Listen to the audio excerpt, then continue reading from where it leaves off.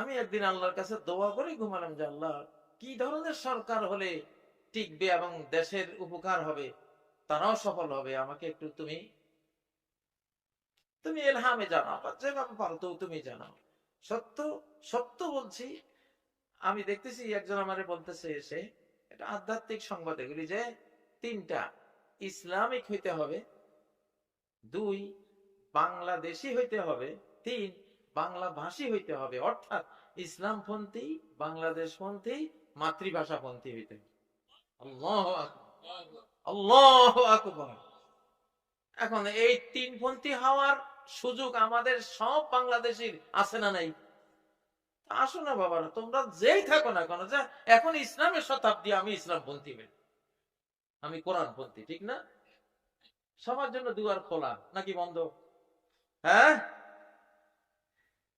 ইসলামপন্থী।